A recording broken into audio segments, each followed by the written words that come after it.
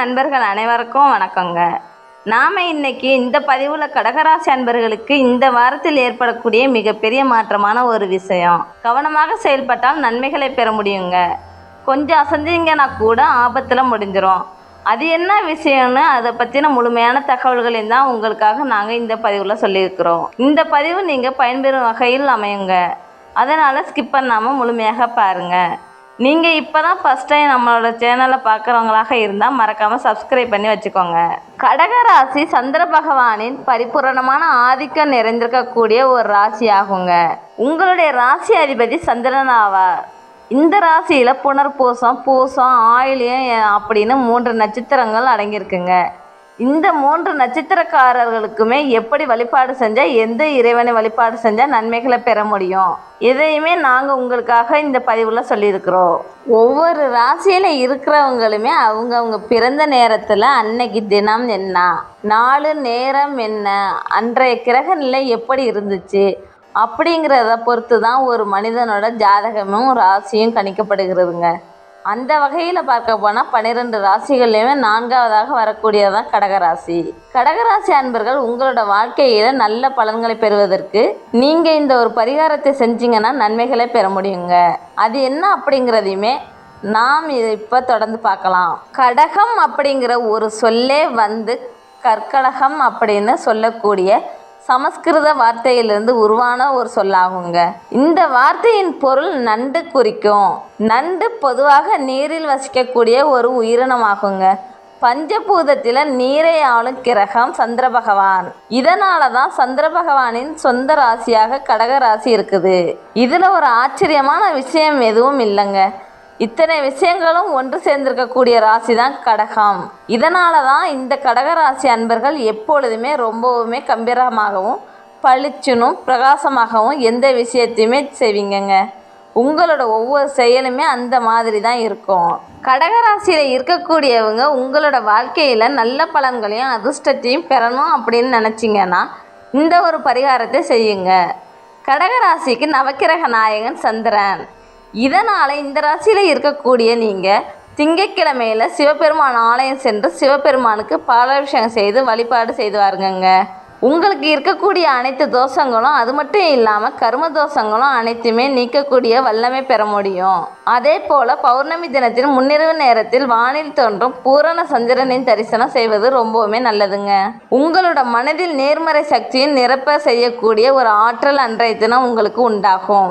இந்த 2 விஷயத்தையுமே கடகராசி அன்பர்கள் தொடர்ந்து செய்வதன் மூலம் நன்மைகளை நீங்கள் பெற முடியுங்க.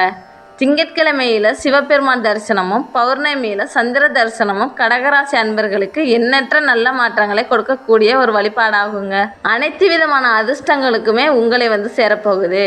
இதுவரைக்கும் எவ்வளவு கஷ்டப்பட்டிருந்தாலும் சரி, எப்படா நம்மளோட வாழ்க்கையிலையும் முன்னேற்றம் வரும், எல்லாருக்கும் நம்ம மட்டும் நல்லது செஞ்சோம், ஆனால் நமக்கு நல்லது நடக்க மாட்டேங்குது, வெறும் தீமைகளாகவே இருக்கு, ஒரு விஷயம் கூட நல்லதாகவே நடக்க மாட்டேங்குது அப்படின்னு நினச்சி வருத்தப்படுறவங்க இந்த 2 விஷயத்தையும் செஞ்சு பாருங்கள். உங்களுடைய வாழ்க்கையிலே நன்மைகள் வருவதை கண்கூடாக காண்பீங்கங்க.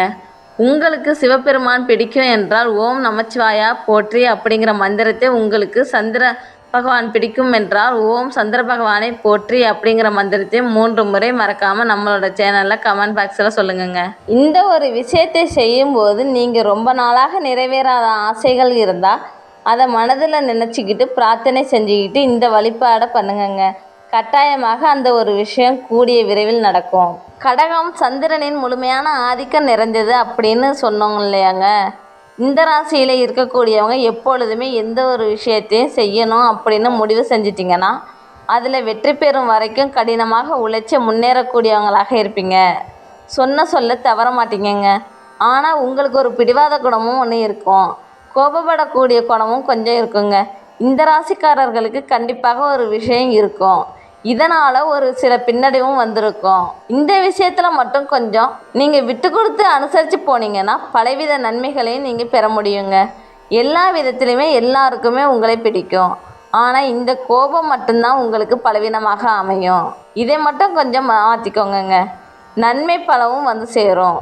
எல்லா விதத்திலையுமே எல்லாருக்குமே நன்மைகள் மட்டும் கொடுக்கக்கூடிய கடகராசி அன்பர்களுக்கு இந்த வாரத்தின் கிரக நிலைகள் என்ன மாதிரியான தாக்கத்தை ஏற்படுத்தும் அப்படிங்கிறத நாம் இப்போ பார்க்கலாம். கடகராசி அன்பர்களுக்கு இந்த வாரத்தின் கிரக நிலைகளை பார்த்தா பெரும்பாலும் பொருளாதாரம் திருப்தி தரும் வகையில் அமைஞ்சிருக்கும். அனாவசியமாக செலவுகள் எதுவும் இருக்காதுங்க. உடல் ஆரோக்கியத்தில் மட்டும் நீங்கள் கொஞ்சம் கவனமாக செலுத்தணும். வேலை காரணமாக வெளியூர் பயணம் திடீர்னு செல்ல மாதிரியான சூழ்நிலைகள் உருவாகுங்க. உங்களுக்கு புதிய வாகனம் வாங்கக்கூடிய அமைப்புகளும் இருக்கும். ஒரு சிலருக்கு பழைய வாகனத்தை மாற்றிட்டு புதிய வாகனம் வாங்கும் யோகம் உண்டாகுங்க. உடல்நிலைகளை பொறுத்த வரைக்கும் வயிறு தொடர்பான பிரச்சனைகள் ஏற்படக்கூடும். அப்படிங்கிறதுனால உணவு விஷயத்தில் நீங்கள் எச்சரிக்கையாக செயல்பட வேண்டுங்க. அலுவலகத்தில் உங்களோட பணிகளில் நீங்கள் கவனமாக இருக்க வேண்டும். ஒரு சிலருக்கு இருக்கக்கூடிய இடத்துலேருந்து வேறு ஊருக்கு திடீர் மாறுதலாக அமைப்புகள் ஏற்படும். அதே போல் உங்கள் கூட வேலை செய்கிறாங்க இல்லையா, சக பணியாளர்கள் கிட்ட நீங்கள் ரொம்பவுமே எச்சரிக்கையாக செயல்படணுங்க. வியாபாரத்தை பொறுத்த வரைக்கும் லாபமும் சிறப்பாக இருக்கும்.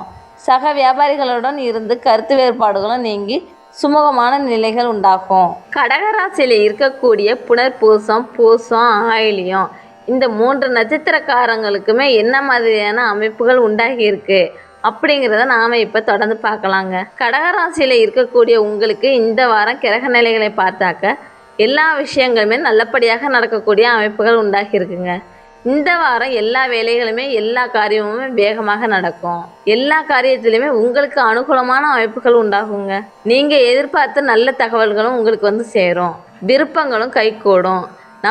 நண்பர்கள் மத்தியில் மரியாதையும் அந்தஸ்தும் உயர்ந்திருக்குங்க. உங்களுக்கு தொழில் வியாபாரத்தில் ஒரு நல்ல முன்னேற்றங்கள் காணப்படுவீங்க. அரசாங்கம் மூலம் நடக்க வேண்டிய காரியங்களை கூட உங்களுக்கு சாதகமான நிலைகள் உண்டாகும். உத்தியோகத்தில் இருக்கக்கூடிய உங்களுக்கு நம்பிக்கையுடன் செயல்பட்டு பல வெற்றி வாய்ப்புகளை பெறக்கூடிய அமைப்புகள் உருவாக போகுதுங்க. அது மட்டும் இல்லாமல் குடும்பத்தில் இருந்த பிரச்சனைகளுமே தீர்ந்துவிடும். கணவன் மனைவிக்கிடையே இருந்த மன வருத்தம்லாம் நீங்கிவிட போகுதுங்க. புதிதாக வீடு மனை வாங்குவதற்கு வாய்ப்புகளும் வந்து சேரும். அதற்கான வேலைகளை நீங்கள் இப்போலேருந்தே தொடங்க போகிறீங்க. பெண்களை பொறுத்த வரைக்குமே காரியம் அனுகூலம் பெறக்கூடிய அமைப்புகள் உண்டாகி இருக்குங்க. அரசியல்வாதிகளுக்கும் கட்சி தலைமையில் ஒரு நல்ல மரியாதைகள் வரப்போகுது. உங்களோட பணிகளை சிறப்பாக பணியாற்றினீங்கன்னா ஒரு நல்ல முன்னேற்றங்களும் பதவி உயர்வும் உங்களுக்கு கிடைக்குங்க. கலைத்துறையில் இருக்கிறவங்க மட்டும் கொஞ்சம் கவனமாக இருக்கணும். பண விஷயத்திலையும் முக்கியமாக கவனமாக இருக்கணுங்க. மாணவர்களுக்கு வந்துட்டு சிறப்பான முன்னேற்றங்கள் வரணும்னு நினச்சிங்கன்னா உங்கள் கூட இருக்கிறவங்கள கொஞ்சம் அனுசரித்து போக வேண்டும். நண்பர்கள்கிட்ட எந்த ஒரு சண்டையும் சச்சரவும் ஏற்படாமல் பார்த்துக்கோங்க. கடகராசியில் இருக்கக்கூடிய புனர்பூசம் 4ஆம் பாதம் கொண்டவங்களுக்கு இந்த வாரம் ஆரோக்கியத்தில் கவனம் செலுத்த வேண்டும். பொருளாதார ரீதியாகவும் எந்த ஒரு பெரிய அளவுலையும் பிரச்சனையும் உங்களுக்கு நெருங்காது.